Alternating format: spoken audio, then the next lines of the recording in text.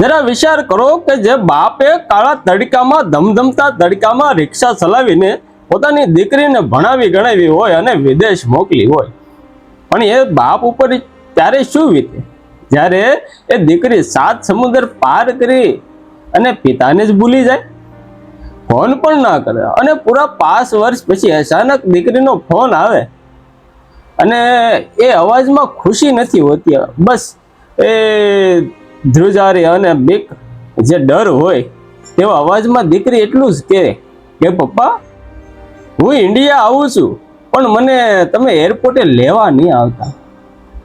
એ બાપનું કાળજું કેવું ફાટી ગયું છે કે એક દીકરી પોતાની દીકરી જેને ઉછેરી ને મોટી કરી એ દીકરી એમ કહે છે કે પપ્પા તમે મને લેવા ના આવતા.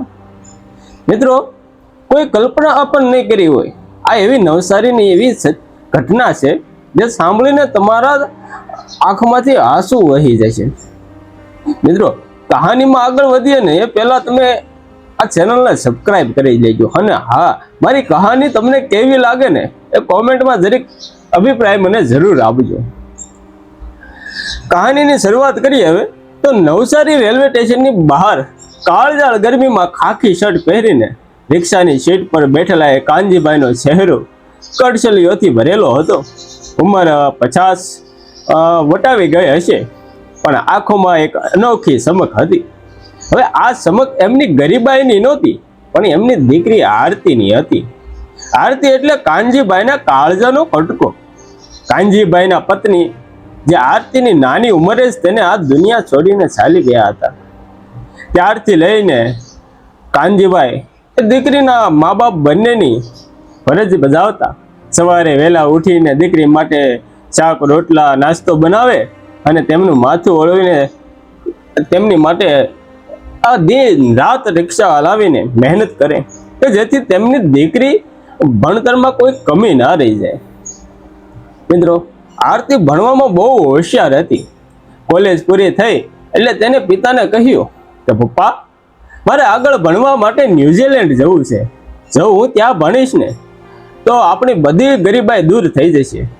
તમારે આ ઉંમરે રિક્ષા નહીં ચલાવવી પડે. કાનજીભાઈ તો મનોમન ધ્રુજી ગયા. જે દીકરીને આંખથી દૂર પણ ન કરી હતી, જેને પોતાની આંખની કીકીની જેમ સાચવી હોય, એને હજારો કિલોમીટર દૂર કેવી રીતે મોકલી? પણ દીકરીના આંખોમાં મોટા સપનાઓ હતા. કાનજીભાઈએ હિંમત કરી.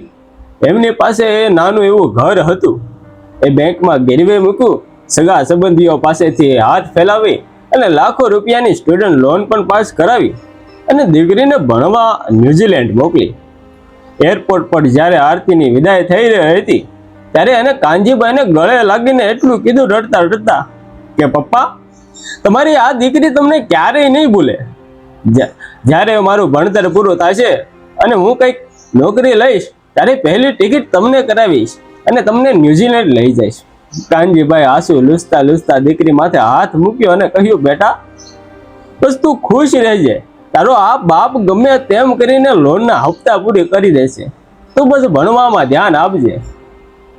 શરૂઆતના 1-2 વર્ષ તો બહુ સારું ચાલ્યું. આરતી રોજ ફોન કરતી, ન્યુઝીલેન્ડના સુંદર સુંદર રસ્તા બતાવી. કાનજીભાઈ પણ રાતે થાક્યા પાક્યા ઘરે આવી એટલે દીકરીનો અવાજ સાંભળીને એમના આખા દિવસનો થાક ઉતરી જતો. રવિવારે રિક્ષા સાફ કરતા કરતા પાડોશીઓ ગર્વથી કહેતા કે મારી આરતી તો ન્યુઝીલેન્ડ બને છે, બહુ જલ્દી ત્યાં મોટી ઓફિસર બની જશે. પણ મિત્રો, નસીબના ખેલ કંઈક અલગ જ લખ્યા હતા. અહીંથી કહાનીનો એક એવો વળાંક આવે છે કે એની કલ્પના કાનજીભાઈએ સપનામાં પણ નહીં કરી હોય. ન્યુઝીલેન્ડમાં ભણતા ભણતા આરતીની મુલાકાત અવિનાશ નામના એક NRI છોકરા સાથે થઈ ગઈ. અવિનાશના પિતા ત્યાંના મોટા બિઝનેસમેન હતા. એ લોકો વર્ષોથી ન્યુઝીલેન્ડમાં સ્થાયી રહેતા હતા. અવિનાશની લોભામણી વાતો અને એમની અમીરી જોઈને આરતી તેના પ્રેમમાં પડી ગઈ. અવિનાશે આરતી સામે લગ્નનો પ્રસ્તાવ મૂક્યો. આરતી એક દિવસ કાનજીભાઈને ફોન કર્યો અને બહુ ઠંડા અવાજે કહ્યું પપ્પા મેં અહીં લગ્ન કરી લીધા. છોકરો બહુ મોટા ઘરનો છે. અરે કાનજીભાઈ આ વાત સાંભળીને પોતાના પગ નીચે જાણે જમીન સરકી ગઈ હોય. બેટા તે લગ્ન પણ કરી લીધા અને એકવાર મને પૂછ્યું પણ? હું તારો બાપ છું, હજી જીવું છું, તે મને એકવાર પૂછ્યું પણ? આરતીએ જે જવાબ આપ્યો એ સાંભળીને કાનજીભાઈની છાતી ફાટી ગઈ. આરતી બોલી, પપ્પા, અવિનાશના પરિવાર વાળા બહુ હાઈ ક્લાસ સોસાયટીમાં રહે છે. જો હું એમને એમ કહું કે મારા પપ્પા ભારતમાં, ઇન્ડિયામાં રિક્ષા ચલાવે છે, તો મારી આબરૂના ધજાગરા ઉડી જાય. એટલે મેં એમને કહી દીધું કે મારા મા બાપ આ દુનિયામાં નથી. પ્લીઝ પપ્પા, હવે મને વારંવાર ફોન કરીને હેરાન ન કરતા. અવિનાશ જોઈ જશે તો મારો સંસાર બગડી જશે. ફોન કપાઈ ગયો અને ફોનની સાથે કાનજીભાઈના હૃદયના ધબકારા પણ જાણે આમ રોકાઈ ગયા હોય. જે દીકરી માટે એમને આખી જિંદગી વેચી દીધી, એ દીકરીના ભણતર માટે લોનના હપ્તા ભરવા અડધી રાત સુધી રિક્ષા ચલાવતા, એ જ દીકરી પોતાની આબરૂ ખાતર પોતાના બાપને જીતે જીવ મારી નાખ્યો. આમ ને આમ પૂરા 5 વર્ષ વીતી ગયા. આ 5 વર્ષમાં આરતીએ ક્યારેય પપ્પાને ખબર અંતર પૂછવા પણ ફોન ના કર્યો. કાનજીભાઈ જ્યારે પણ ફોન જોડવા પ્રયત્ન કરતા ત્યારે સામેથી નંબર બ્લોક આવતો. આખું નવસારી કાનજીભાઈની મજાક ઉડાવતું. કેમ કાનજીભાઈ, દીકરી ન્યુઝીલેન્ડમાં જઈ ભૂલી ગઈ ને? મોટા ઘરમાં ગઈ એટલે ગરીબ ભાઈ બાપ ન ગમે. કાનજીભાઈ કોઈને કઈ ના કહેતા રાતે રૂમમાં એકલા બેસી દીકરીના બાળપણના ફોટા સાથીએ વળગાડી અને ધ્રુજકે રડતા. ભગવાનને કહેતા, હે પ્રભુ, મારી દીકરી ભલે મને ભૂલી ગઈ પણ એના સાસરે સુખી રહેવી જોઈએ, એના સંસારને કોઈની નજર ન લાગે. પણ મિત્રો, કહેવાય છે ને કે પાપનો ઘડો એક દિવસ જરૂર ભરાય છે. પૈસાની સમક પાછળ જે સંબંધો બંધાયા હોય ને, એ સંબંધો બહુ લાંબા ટકે નહીં. વાત છે 2026ના મે મહિનાની. એક રાત્રે નવસારીમાં ધોધમાર વરસાદ પડી રહ્યો હતો. કાનજીભાઈ ઘરે ખાટલા પર સૂતા હતા. અચાનક રાત્રે 12 વાગે એમના જૂના કીપેડ વાળા ફોનમાં રિંગ વાગ્યું. કોઈ અજાણો ઇન્ટરનેશનલ નંબર હતો. કાનજીભાઈએ ધ્રુજતા હાથે ફોન ઉપાડ્યો. સામેથી કોઈ અવાજ નહોતો આવતો, બસ રડવાનો અને શ્વાસ ફૂલવાનો અવાજ આવતો હતો. કાનજીભાઈએ પૂછ્યું, હલો, કોણ છો? સામેથી બહુ ધીમો અને ડરેલો અને ગળગળો અવાજ આવ્યો, પપ્પા. અને કાનજીભાઈ ઝટકા સાથે ખાટલામાંથી ઊભા થઈ ગયા. 5 વર્ષ પછી એ બાપ પોતાની દીકરીનો એક અવાજ સાંભળવા માટે જે તરસી રહ્યો હતો, એ બાપને આજ એ દીકરીનો અવાજ સાંભળવો. આરતી બેટા, તું ઠીક છે ને? અને તારા દીકરા, આટલા વર્ષો બાદ તને તારા બાપની યાદ આવી? કાનજીભાઈને આંખમાંથી આંસુડા વહેવા લાગ્યા, પણ સામેથી આરતી કઈ બોલી ન શકી. બસ ઉધરસ ખાતી અને રડતી હતી. માંડ શબ્દો ભેગા કરીને કહ્યું, પપ્પા, હું ઇન્ડિયા આવું છું. પરમ દિવસે સવારે મુંબઈ એરપોર્ટ પર મારી ફ્લાઇટ લેન્ડ થશે. પણ પપ્પા, મને એરપોર્ટ લેવા નહીં આવતા. આ મારી છેલ્લી વિનંતી છે. પણ બેટા, કેમ? તું આટલા વર્ષ પછી ભારત આવે છે અને હું તને લેવા પણ નહીં આવું? કાનજીભાઈ વ્યાકુળ થઈ ગયા, પણ સામેથી ફોન કપાઈ ગયો. એ પછી કાનજીભાઈ આખી રાત ફોન ટ્રાય કરી, પણ ફોન સ્વિચ ઓફ આવ્યો. કાનજીભાઈને ઊંઘ ના આવી. કાનજીભાઈનો જીવ અધર થઈ ગયો. દીકરીએ ભલે ના પાડી, પણ એક બાપનું હૃદય દીકરીને મુશ્કેલીમાં જોઈને ઘરે બેસી ના રહે. કાનજીભાઈએ તેજ રાતે પોતાની રિક્ષા ચાલુ કરી અને ધોધમાર વરસાદમાં નવસારીથી સીધા મુંબઈ એરપોર્ટ જવા રવાના થઈ ગયા. હવે મનમાં હજારો સવાલ હતા કે 5 વર્ષ પછી દીકરી કેમ પાછી આવી રહી છે? એનો અવાજ કેમ આવો થઈ ગયો છે? એને લેવાની કેમ ના પાડી છે? પરમ દિવસે સવારે કાનજીભાઈ મુંબઈ એરપોર્ટના ઇન્ટરનેશનલ ગેટની બહાર ઊભા રહી ગયા. ખાકી શર્ટ પહેરેલો એ બુઢો બાપ દરવાજા તરફ આંખો ફાડીને જોઈ રહ્યો હતો કે ક્યારે મારી દીકરી આવશે, ક્યારે મારી આરતી બહાર આવે. એક પછી એક પેસેન્જરો બહાર આવી રહ્યા હતા. અચાનક વ્હીલચેર પર બેઠેલી એક છોકરી બહાર આવી. એની સાથે એરપોર્ટનો એક સ્ટાફ મેમ્બર વ્હીલચેરને ધકેલી રહ્યો હતો. એ છોકરીના માથા પર એક પણ વાળ નહોતા. ચહેરો સાવ સુકાઈ ગયેલો, કાળો પડી ગયેલો અને આંખો ઊંડી ઉતરી ગયેલી હતી. આખા શરીર પર હાડકા દેખાવા લાગ્યા હતા. કાનજીભાઈની નજર એ છોકરી પર પડી. પહેલા તો એ ઓળખી ન શક્યા, પણ જેવી જ છોકરીની નજર કાનજીભાઈ પર પડી તો આંખોમાંથી આંસુડા નોધાર વહેવા લાગ્યા. એ છોકરી બીજું કોઈ નહીં, કાનજીભાઈના કાળજાનો કટકો આરતી હતી. આરતી બેટા? કાનજીભાઈના મોંમાંથી શીશ નીકળી ગઈ કે આરતી બેટા? એ દોડીને વ્હીલચેર પાસે પહોંચ્યા અને જમીન પર ઘૂંટણિયા ભર બેસી ગયા. દીકરીના સુકાઈ ગયેલા હાથ પોતાના હાથમાં લીધા. બેટા, આ શું હાલત થઈ ગઈ છે તારી? તારા વાળ ક્યાં ગયા? તું વ્હીલચેર પર કેમ છે? કાનજીભાઈ હૈયા ફાટ રુદન કરવા લાગ્યા.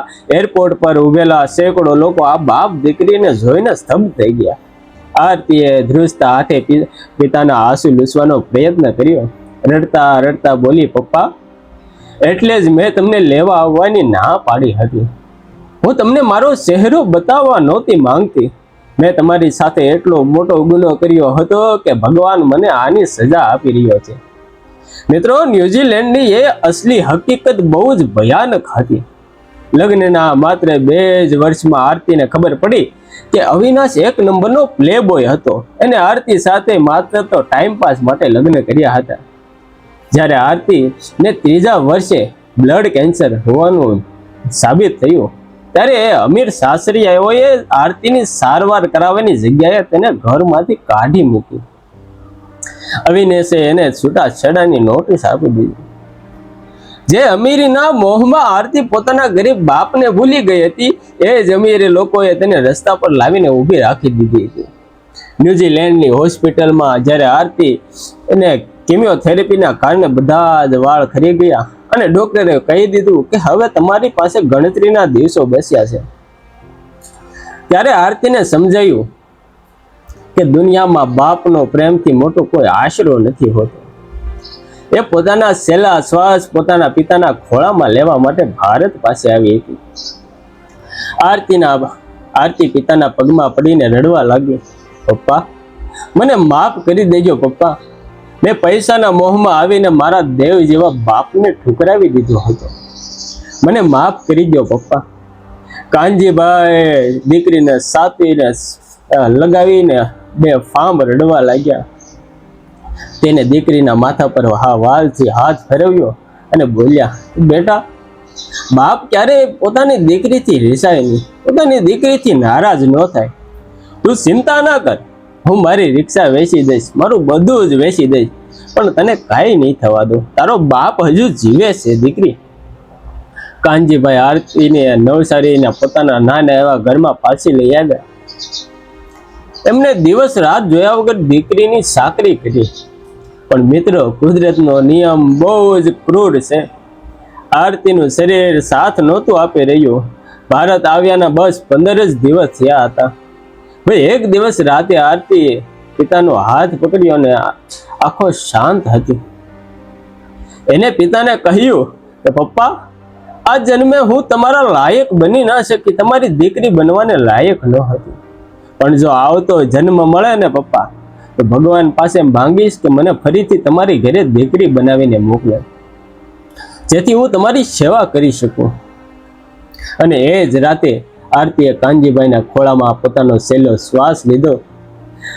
વહાલની સુગંધ જેવી દીકરી હંમેશા માટે આ દુનિયા છોડીને ચાલી ગઈ.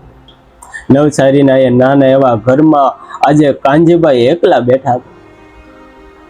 દીકરીની અસ્થિઓ સામે જોઈને એ રડી રહ્યા હતા. આંખોમાંથી આંસુ લૂછવા માટે કોઈ નહોતું તેની પાસે.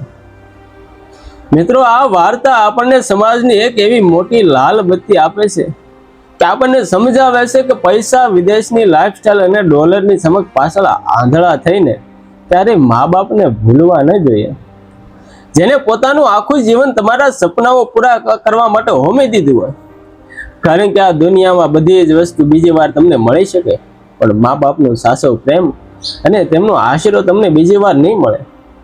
જો આ કહાની તમારા દિલને સ્પર્શી ગયું હોય અને તમારી આંખમાં જરા પણ આંસુ આવ્યો હોય તો આ વિડીયોને લાઈક જરૂર કરજો. અને મારા વિડીયો તમને કેવા લાગે એ કોમેન્ટમાં એક નાની એવી અભિપ્રાય જરૂર આપજો. ત્યાં સુધી મળીશું આવતી નવી વાર્તા સાથે. તો બધાને જય હિન્દ. સીતારામ. અને હા, તમારા પરિવારનો સાથ અને સહકાર રાખજો અને સાથે રહેજો. તો મળીશું આવતા વિડીયોમાં. જય હિન્દ.